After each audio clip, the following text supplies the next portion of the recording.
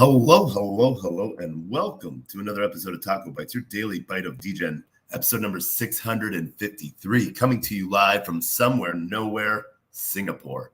We are here at the end of day one, and I have a frog in my throat like no other. Excuse me, sorry. We are here at the end of day one. It is 4 o'clock in the morning. I fell asleep at like 6 p.m. and slept all the way to almost midnight. And now I am like up and ready and charged. I went for a long walk to try to go find some food. Ended up finding an amazing Indian restaurant that got me fed and feeling fat. I will say I ate the heck out of some vindaloo tonight and some butter chicken and some cheese prata. And oh my God, it was just delicious. And then, or cheese parm and cheese naan. Oh my God, cheese naan is amazing with butter. Yeah, don't even get me started on that. But day one of Super AI was an awesome time. This was a chance for us to come out as a sponsor at an AI event and just be a sponsor in general, sort of to show our face for the first time publicly. So it was really different because, usually I'm representing companies or I'm working with companies that everyone knows is on the tip of everyone's tongue. This has been something that has been brewing for a while and building. And so finally being able to showcase it to the world, and talk about what we're doing at the Lifted Initiative, what we're doing at Manifest Network and within our ecosystem. And like I get to hang out with some of the most amazing people on the face of the planet. All right. Yes. Did I get to hang out with Eric Voorhees? Yep, I did. But what was even cooler is I got to sit and eat barbecue with Eric Voorhees' dad. That's how intimate and sort of like builder it is and builder centric and focused. And, Super AI, it's been a crazy day. They even had Edward Snowden live on a panel, via telecommunications, but, that's how big of a role AI sort of has, and especially in the ideas of combating deep fakes and everything along those lines.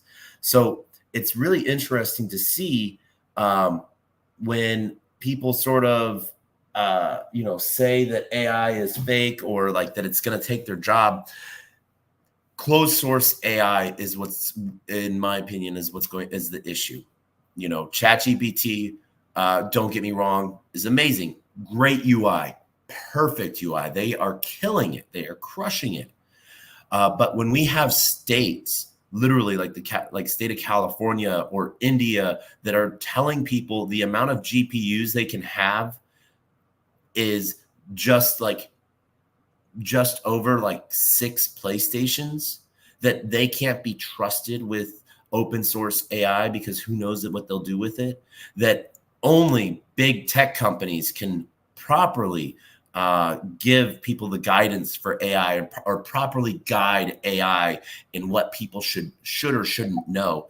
It's a really interesting piece there. So, one of the last things I got to do in Austin before heading to Singapore was David Johnston invited me to his house to literally just pick up merch to bring because we had Decentralized AI Day in Austin during Consensus. So I needed to pick up a bunch of shirts, bags, and socks to bring with me here to Singapore. And it wasn't just like, meet me in the driveway, be off on your way. It was like, hey, come in, don't mind the mess, 5 kids, all of that stuff. They're up sleeping. Hey, do you want to watch Godzilla with us as we're, finishing it? I'm like, yeah. I'll be honest, I was a dork and I'd been wanting to watch Godzilla -0 or -1 for a minute. And I will give Godzilla -1 a -1 on rating. Storyline was hilarious. But just like in the blockchain community, of the builders and the founders and stuff like that, it's the same thing in AI. Because, what it really boils down to is cryptography.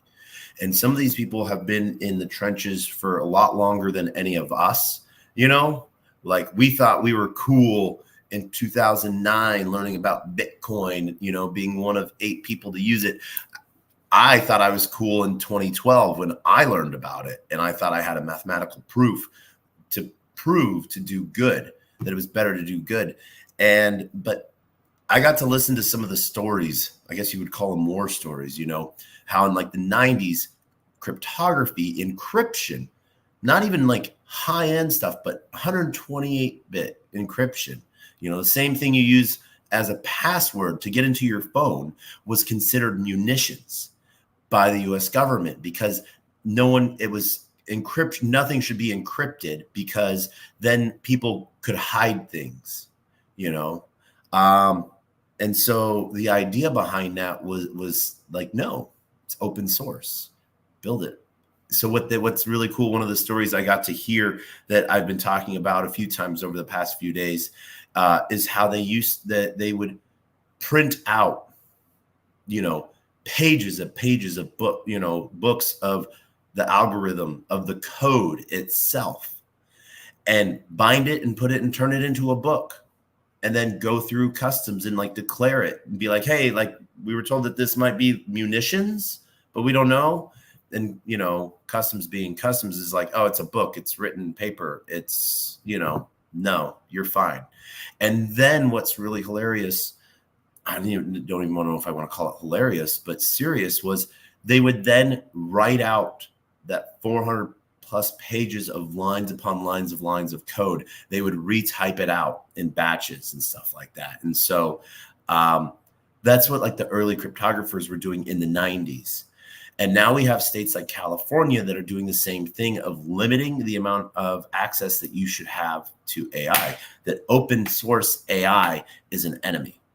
I know I sound tinfoily hatty and stuff like that, and I apologize, but just like we have taken that stance in crypto, in blockchain, not my keys, not my crypto.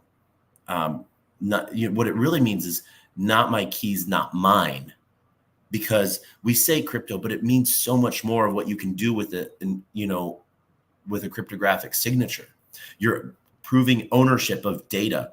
We talk about that data, the ones and zeros, so to speak, representing dollars and cents, JPEGs, everything in between, a song, your identification on chain, all sorts of different things. By you being able to sign with your wallet, there's so many things that you're able to do that prove it's yours, proof of ownership, And so we're seeing a lot of cool things grow out of that. Now, don't get me wrong. I think there was about 150 projects worth of booths at Super AI. I got to listen to a lot of them today as they sent their delegates around to all the other booths, and I'll be going to all of the other booths tomorrow. But what a lot of AI projects are doing right now is they're taking a shortcut because they don't want to push any boundaries, or they don't have access to GPUs and stuff like that. They're just using ChatGPT-4 APIs. And so the thing about closed source that OpenAI ChatGPT represents is when everyone's sort of talking about, hey, AI is going to take your job. Well, when you're using ChatGPT to do your job or create content or anything, you are literally training ChatGPT how to do your job. One of the biggest ideas behind ChatGPT is, being able to speed up what you're doing, making life easier. That's the idea. It's not supposed to be a replacement. Someone asked me a funny question of what I think would happen if all LLMs and machine learning was gone today. I would, my first answer was, there'd be a lot less news articles, and, there might be some flavor back in them rather than everything sort of just being handwritten by like Quill or Claude or something like that. But just think 2.5 years ago, we didn't have any of this, publicly. Like, did we have some LLMs that we were building in the back end that we were playing with and teaching and having fun with? Yeah, but we were doing serious stuff because that's sort of what we thought. But the access to GPU was always that limiting factor. NVIDIA's done a great job on sort of throttling and keeping that demand up high. And before even demand is saturated with what they have out currently, they already have 2 new models out, so talk about, that's somehow even better than what they put out before by leaps and bounds. It was part of a conversation tonight that sort of talked about, they were going a little far off. They were saying by 2030, we'll have a ChatGPT that was leaps and bounds from like ChatGPT 2 to ChatGPT 4. That's what it will look like between 4 and whatever happens in 2030. The leap and bound there. I think that leap and bound personally will be happening next year. So it's one of those things to where, do I say don't go use ChatGPT? No. If everyone's using a tool, go use a tool. Don't hamper yourself, but find other tools at the same time. Like I was saying earlier, I've gotten to start, work with Eric Voorhees on Venice.ai. Open source LLMs, LAMs, generative art, and CodeGen. And so you have all of those things there that are open source, so where you can see the bias. There's been crazy things showing in crypto Twitter of people asking ChatGPT to show something, and ChatGPT says, "Oh, it goes against our norms." Like someone was, I think literally it was the day Trump was found guilty, and they gave it a prompt of show Trump being found guilty in front of a judge, and it said this goes against our norms. And our standards and stuff like that. You're trying, people are trying to get real life imagery, or simulated imagery. And someone else said, no, you can't have it. So I would ask that you give Venice.ai a chance, give it a look, give it a twirl. It's free. You don't even have to sign up or anything. If you want to, you can connect your wallet and sign with your wallet, which is really cool. And if you have one more token from Morpheus, if you have one more token, you can get the entire Venice Pro for free. You don't have to sell the more token. You don't have to stake it if you're just holding it, which is really crazy. But then at the same time, if you want to go the more traditional route, you can pay $49 for a year rather than I think it's like $25 a month with ChatGPT. So there's some really cool things that are building out that are working to keep yours. And I ask that you sort of take the time to sort of look at them. I know it's not shiny and cool, and it's not, when ticker goes up type of thing. Fair launches are never really super shiny. Is there a lot of FOMO behind them? Yeah, we have over $500 million, just over $500 million worth of staked ETH in our protocol. Now, that's not an easy feat by any means, but one of the things that's really cool about it is it doesn't put any of your ETH at risk. It's still your ETH. These are people that have delegated their ETH via Lido, that instead of them getting the emissions and earning more on their staked ETH, those emissions are going to the liquidity pool and earning you token at the same time. So your money is working for you. So we worked really hard on different prongs to defeat the Howey test. And so the fact that we have the SEC having sit down, on their agenda to talk about AI. Why is the SEC looking to put AI as a security in any way, shape, or form? Why is the SEC looking to regulate AI in any way? So there's just a lot of weird stuff going on politically that I ask that people sort of keep their head on their shoulders about. Don't worry about the crazy people. There's crazy people on both sides of the aisle. But please be aware of what the SEC is doing, what California is doing with Senate Bill 1047, limiting access to open source. There's a reason why 90% of all hardware is written on Linux, because it's open source. There's a reason that 70% of all phones in the world are running Android, because it's open source. The number one thing that Sam Altman did to take ChatGPT from being a generational headline to a footnote of eternity was making it closed source, and no longer looking to be part of the community. When you starve yourself from a community, it never ends well. You might do well for a little bit. Like we see this happen all the time in dystopian movies and stuff like that, where some bad guy that, thinks he's king, goes and finds his own little city and, brings prosperity and everything like that. But because he closed himself off to the rest of the world, and wanted to do his own little thing, soon dying and, withering away. I don't mean to go Hollywood on you, but that's sort of the thing. So I have with me this huge bag of things, of paperwork, basically, that I get to read on my way home. And this is just from half the booths that were around me. I'm super excited for it. I got to see a lot of people that I've known on the blockchain conference circuit, and they were like, "Oh, wait, what are you doing here? Wait, you're sitting behind a booth. Are you just sitting there?" And I get to sort of tell them what we're doing with the Lifted initiative, what we're doing with Manifest. Like the fact that we have $270 million in our treasury, from a bear market, and we have partnerships with over 150 projects that, like, my goal is to get it to 1,000 by the end of 2025. I know it's not going to happen, but I made a goal. I made a moonshot goal, because I want to get to a point eventually where instead of me having to chase down projects are chasing me down. Because I think that the value that we provide on the infrastructure side is going to become apparent really soon.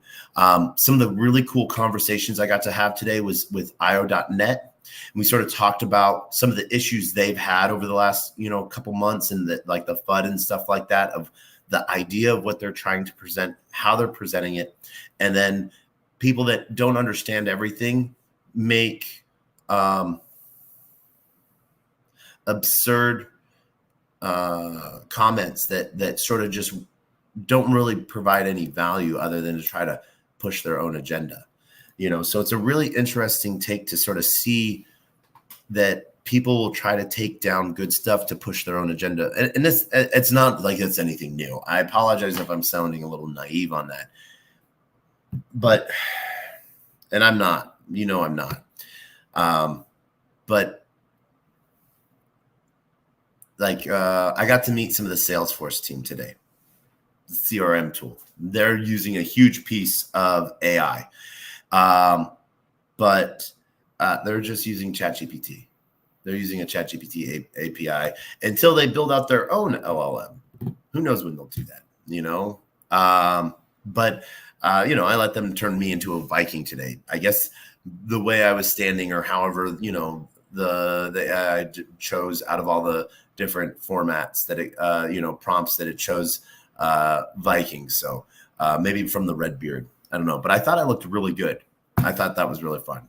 But one of the really cool projects that I got to meet today, and I'm going to be deep diving with them as well, but Leonardo.ai. Some of the things they have within the Tweakits, and adding motion to pictures and just having some cool stuff, I think is really awesome. Super excited to see what they build out. It's just cool. If you get a chance, go check out Leonardo.ai. Got to talk with a ton of other projects that, we're going to either have on the show or join our ecosystem. And I'm just super excited for day 2. That is sort of it right now. There was nothing really that stood out like, oh my God. But other than just amazing people building some really cool stuff. Teleport's doing 3 different art installations with Super AI, which is really cool. Changing AI imagery, sort of like the AI dream that's built in the MoMA, Museum of Modern Art, that the art piece changes based on your pulse, based off of finger meters and stuff like that. And so that's sort of really interesting to see. And I was having a little bit of fun biohacking that pulls out to, do certain things. So that was really fun.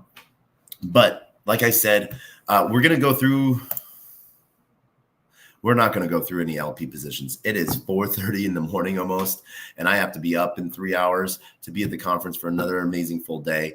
And that's what I want to do. So I apologize, everyone, so much for calling it short because, we have positions. One of my favorite platforms is Step Finance, which sort of lets you show everything that you have going on in Solana, where all your tokens are sort of farmed out, so I'm farming tokens and doing LPing at like Frankum, Solend, Drift, MarginFi, Parcel, Camino, Hawksite, Meteora, voting Jupiter, so delegated Jupe, some staking perp stuff on Jupiter, Pith, Orca, Radium, and Sanctum. So there's some really cool protocols out there where we'll be able to sort of travel and see what we're doing on that LP side. So there's some Degen stuff, and we're seeing some really cool stuff. I don't know why. They've been around for a minute, but I actually just found them this morning. But Solana, I love saying that. Solana, Mike Tyson, they put out a new video, the Thong Thong. And this morning was the first time I heard it, learned about them. And as soon as I listened to the song, I went and bought a bag just because I love that one song, and went to their site then and found that they've actually been making content for a little bit, which is sort of hilarious. And it's just sort of getting better and better, and sort of, I love it when devs grow and with their community, and sort of that you see their content change at the same time. But I ended up giving the song to the DJ at Super AI. And so like in the middle of the day, I was out grabbing some coffee, and all of a sudden I started to hear the Mike Tyson remake Thong Thong. And if you get a chance, go and listen to it. It is hilarious.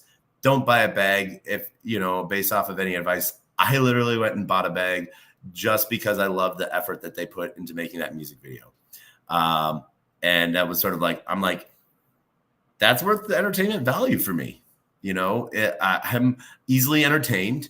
I give away shit because I find it, I get laughs out of it. And what I tell everyone all the time, if you're not having fun here, maybe not here. Let me know what I can do to help you find where your fun is. That's what I want, because this is a long-term thing. This isn't ending tomorrow. This isn't ending with any new regulation. Blockchain is here to stay. It's immutable and censorship resistant, and a lot of it's permissionless. And so you can do whatever you want. And that's one of the great things about blockchain. I want to thank everyone for joining us tonight on Player One Taco YouTube, LinkedIn, 0xDegens YouTube, Twitch, Telegram, Twitter, Rumble, Kick, Unlonely, On Chain via Base, and then a huge shout out to Solana MediaTek, Sol MediaTek, launching on chain there as well. And we will see you all tomorrow. We might do some live interviews live from the conference.